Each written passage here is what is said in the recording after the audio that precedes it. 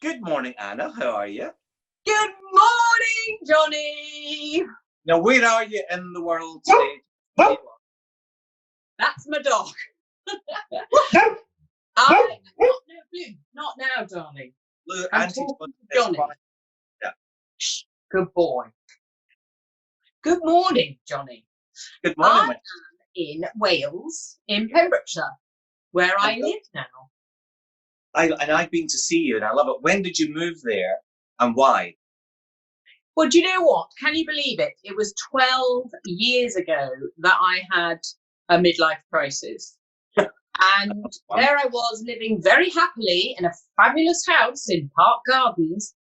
And I overheard somebody saying to my ex-husband, "Do you want to invest in a zoo?" And I went, "Yes." And 12 years later, here we are. And okay, we've been in lockdown. Has the zoo been locked down as well? And how does that all run? Is it a nightmare? It is a complete nightmare because, as I'm sure everyone in Scotland is aware, we're under very different restrictions to England. So there was a huge hoo-ha in the press, petitions, everything to Boris, led by Stanley Johnson, actually, his father, to reopen zoos because we're not classed as key workers, which is ridiculous. We have nearly 200 animals, and without income coming in, we have to try and feed them, keep them. Our electric bill, I don't even want to tell you what the electricity bill is. And we're a small zoo, we're a small wildlife park. So anyway, they've opened the parks in England, but not in Wales. Oh, God. Which is hanging on. Any sign of that now? There's supposed to be an announcement today, but to be honest, I don't think he's going to mention zoos particularly. We are still only supposed to drive 5 miles, and it takes me a mile to get down my drive. So it's crazy. But listen, we're safe. Our animals are well, and that's all you could really ask for at the moment. I know. And are you on your own? Are the girls with you?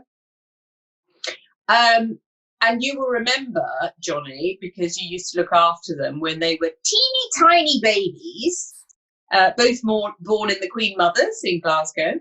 And now they are 17 and 18. Both of them had their big birthdays during lockdown, which actually was really lovely. And you know what? That is the one massive thing that I will take out of this horrendous situation, is that I've had these months with my girls that I wouldn't have had because my eldest daughter was studying in New Mexico, so she was sent back early, and she'd really left home. And the youngest obviously would have been out the whole time and partying and surfing because we've got lovely beaches and everything near here. And so I've had them, which could have been a nightmare, couldn't it? 2 teenage daughters and me. But actually, it's been absolutely lovely. And we've had a very special time, which I'm going to take that from this horrendous situation as a massive positive. Absolutely. And we say 17 and 18, the girls are going up. Do you know how long we have been friends? Is it 100 years? It's slightly more. It feels like that. We've been friends for 25 years. Johnny! Yeah, I know. Look at us. We haven't changed at all, have we? We were both 15 when we met. And you'll remember where. Where did we meet? We met on the set of Change That. Absolutely. And who would have thought, and I was talking to Kay Adams on her BBC radio show last week about the importance of being responsible, upcycling, recycling, but we were ahead of the game. It was 1996, 97, and we were making fabulous things out of things that the Wombles wouldn't even want to throw away. We were the Wombles, weren't we? We were designer Wombles. I know, it was amazing. I love that show so much. And yes, it did bring us together. And And it was Mark Curry that presented it. Everyone must remember Mark Curry with his red glasses. And of course, Lawrence was on it, Linda was on it, everybody was on it. And they used to bring in, it's a bit like the repair shop is a very posh version of it, isn't it? Yeah, yeah. But they would bring in, as you said, something that really today maybe people would think of throwing away. But we upcycled it, we recycled it, and some of them more successful than others. Yeah, and getting on to that, I thought you were. But I've got to tell everybody about what really sticks in my mind. And they did bring us a lot of really stuff that should be skipped and junked. And someone brought you a tea chest. Yeah. And do you want to take us through what you did with it, or would you like me to remind you? I think you could explain to your lovely viewers just what I did with that tea box. Well, taking feedback, and I think let's just say the person that owned it was quite flamboyant, but I don't think they really expected for the tea chest to be interior lined with mirrored glass tiles, for the outside to be covered in orange fake fur, 4 legs on it, a glass shelf, a pineapple on the top, and it was the most exquisite cocktail cabinet I have ever seen to this day. Darling, I don't think I've ever topped that. I think, personally, I wish it had been my career high, because I'll never forget it. That was yours. My horrible highlight was, we remember the lovely Graham Wynne. Oh, I love him. A glue gun, and I had glue gunned on an old dressing table, a sort of harlequin effect, so it was raised, and I painted each harlequin a different colour, and Graham Wynne put his hand across it and said, texture, even the visually impaired can hate it. And I do believe you have a matching outfit, don't you? A little harlequin all in one with a pointy head. Very probably. Now that took you from there onto changing rooms, and that's where people really got to grips with the Anna Ryder Richardson. How was that for you? What's your takeaway from that time? Oh, do you know what? I look back with such fond memories of all of our shows, actually. Change That, Changing Rooms, just because it was kind of so innocent and yet so shocking to the nation, because they could just sit there, couldn't they, and watch it all unfurl. You know, in hindsight, why would 2 neighbours swap houses and give each other carte blanche to just do whatever they want in their room with £500, which even then was not very much money to do the floor, to do the walls, to do the curtains, to do all the furnishings and the furniture. You know, we had to think out of the box here. So how did it work? Well, of course, when it didn't work and people hated them, and I think it was Graham's was one of the first one, and he was the most tasteful of us all. But I think he painted the floor in a dark gloss, which of course didn't dry in the 2 days. And I think even at the end, everybody was walking around on this tacky gloss. I don't really know what happened at the end, because you could never have left it like that. But needless to say, they didn't like it. Sad. Can't please them all. But, you know, all the top tips, and, you know, watching it learned a lot, even just things like paint effects, scumble glaze, crackle glaze, doing things, think outside the box. You've been living in your box for the last lockdown weeks. What have you been doing, or have you been tackling anything? Well, how lucky have we been that we've had the most extraordinary weather? And I know you guys have had it up in Scotland as well. And I mean, we would have been praying for that weather had we been open with the zoo. But anyway, there we are. I live in the middle of the countryside and lucky enough to have a lovely garden. And I have literally been gardening like Margot And just having a really lovely time outside doing all sorts of things. I mean, I may not be the best gardener in the world. I call myself the brutal gardener because maybe I'm a little bit heavy-handed with the pruning, but it's great therapy. Being outside, fantastic. And then when the weather hasn't been so great, I've come inside and I've had a list of things that I'm going to do, which, to be honest, I still haven't ticked them all. But it started with a massive decluttering. And the girls have followed in their mummy's footsteps a little bit, particularly the youngest, Dixie. And she likes to change her room around all the time. I used to do that when I was 5, apparently, change my room around. Slightly hyper.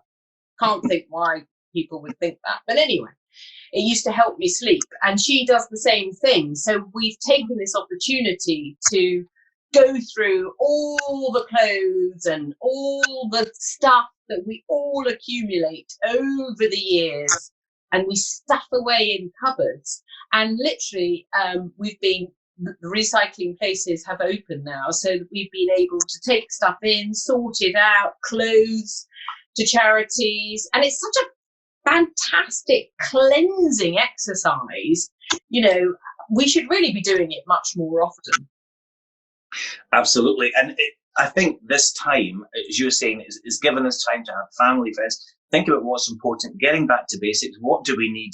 What do we not need?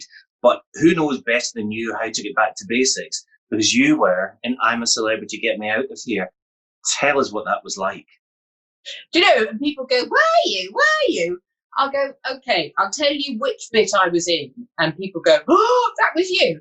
So I was in there with Christopher Biggins, and the other person that I think probably everybody will remember is Janice, oh man, Dickinson, the original supermodel, who, extraordinary is all I can say. Would you want to go camping with her? Probably not. But at one point, I was locked in a dungeon, which was 12 feet by 12 feet.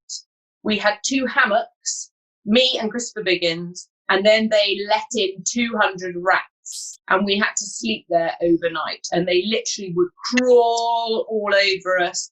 He somehow managed to nod off, and as he nodded off, one of the rats crawled up him and nestled onto his lower parts, which the rat kind of snuggled into. And I can still, even now as I'm describing it, I can hear the man-woman scream that came out of his voice. Yeah, I can't, I love animals, I love all animals, can't really touch snakes, but rats, even now my toes have gone like that. No! But as an experience, what did it teach you? What did you take away from it? Do you know, we had just bought the park, and you've got to remember, I remember when we did a TV show called Anna's Wildlife, and I had no idea. When I bought the zoo, I remember the producer saying to me, you didn't really think about buying a zoo any more than buying a handbag, did you? And I went, oh, how rude. But it was true. I hadn't really. So when I went in the jungle, and to get into the jungle, I had to jump out of an aeroplane, not on the back of someone, Johnny. You remember? That was the first time you saw me screaming, crying, coming out, jumping out. It's like jumping to your death with a bungee. So you free fell, and then you bounce back up again, and then you free fell. Anyway, it wasn't the most elegant entry into the jungle. But the thing I took away from there was how much I loved sleeping outside. I loved being grubby. I loved the fire thing and the whole, and I mean, basically, I haven't come inside since. But even as a little girl, you loved horses, and you're very outdoorsy. Even though you look beautiful, glammed up, and you love the glamorous life, but you love your wellies. I love my wellies. I love my wellies. And really, I suppose that was the whole point of buying the zoo, was I could get a horse, which I have. Do I have time to ride it? No. Are you still dabbling in design? What's happening? How much design impact on your daily life? Well, it's hard really, because I would love to, and I still, I think the girls might disagree, but I am still very house proud. But it's slightly more. You remember my flat in London? I wanted to live in a spaceship, so it was a sort of cross between Space Odyssey and Barbarella. And I even used to get a bit twitchy with you turning up in all black, and I really wanted to slip you into an all-in-one white suit. So yes, in that regard, I have changed very much, and my girls would call it an old lady's house, which it isn't. It's country chic. It's French farmhouse. But yeah, it's probably a little bit more busy than perhaps I would have had in the past. But yeah, doing work professionally, I don't really do that anymore. What was your first, and you know where I'm going with this, your first job and your first eureka moment that you created that then led you into interiors, maybe nurseries? You created something. Well, before I went onto television, I had a shop called Squidgy Things, and it was children's interiors. And the way I started that was, I was at home and I think I was changing the bed, basically. I was changing the duvet cover, and I just looked at it and I went, oh, hang on a minute. If that was red with big black spots on and the pillow had big googly eyes on it, that would actually be a ladybird. Yes, it would. And then I made an elephant, a monkey. I made a fried egg, a double duvet fried egg with bacon pillows. Phoned my boyfriend at the time and went, I think I've just made £1 million. And he told me, not now, put the phone down. And then from that, bizarrely, I opened my first shop. And I am the worst businesswoman in the world. So luckily, television kind of took over. But I remember the accountant used to say to me, Anna, if that's what it costs to make, then that's what you're going to have to sell it for. And I'd go, oh, I can't ask that for it. So that was the end of my business career, which is why I'm not in charge of the zoo as well. Yeah. Now, I've been to see you a couple of times, and I just love the life, love the zoo. But I think one of the greatest memories, and I hope you've got a picture of it, is when, again, I was your lady in waiting, you're the star, bridesmaid, never the bride. But I think you used Steve and I on a very special New Year's Day. Take me through it. Hang on, because look, just to prove to everyone how much I love Johnny, here it is. Not the best frame in the world. Can you see that? Yeah, it's shining a bit. Tilt it down. Oh yeah, that's perfect. So take us through who that is. So I think you can tell who I am. This is BB. This is Dixie. And who is this lovely red ruff lemur here? Filling his suit nicely. And Yes. then we have Steve, whose suit is slightly baggier. Well, we came across it because I said to you, how did you remember who was in who? Because your skin was a bit tight, weren't you, Mr. Lima? And why were we doing that? We were doing that because for some reason I used to end up leading the New Year's Day swim into the sea. And even though it was a beautiful, glorious day, underneath my zookeeper outfit, I actually have got a full wetsuit on because it was absolutely freezing. But it's a brilliant thing that happens all over the UK, I'm sure. But down here, it's particularly thousands of people come. And you guys even went in the sea in those suits, which then you have to sort of drag. And we didn't have, I think we just had pants on underneath. It was very cold. And luckily, there was a nice little snack. I think we had a nice little barbecue beach party with some Ribena juice or something. I think we ended the day very nicely. So it was a great start to the new year. Now, I would advise anyone to come to that part of the world. I'd never been. Tenby's great, but I loved the zoo. What can people see when they come to the zoo? Well, which is another reason actually for being able to open. It is 52 acres. So for anybody who might feel uncomfortable at the thought of animals in captivity, sadly, it's necessary now for a lot of animals. So we have a lot of endangered species and breeding groups as well. So there's a reason for everybody to be in there. And sadly, in the future, it might be the only way that you'll be able to see some animals. So we have Sumatran tigers. We have a pair of breeding Sumatran tigers he is the most handsome tiger in the world, Jaya, and his wife, Tarima. We have white rhinoceros, who, if you haven't kissed a rhinoceros, then you need to come and see me, because they've got big rubbery lips and they love to have their bellies scratched. And they literally, you have to scratch them quite hard because their skin's so thick. They literally will lift their back legs in ecstasy and balance on three, which is quite an extraordinary sight. And a rhino, we've got zebras, we've got camels, we've got gibbons. Oh my goodness, you've met Steve the gibbon, obviously. Yeah.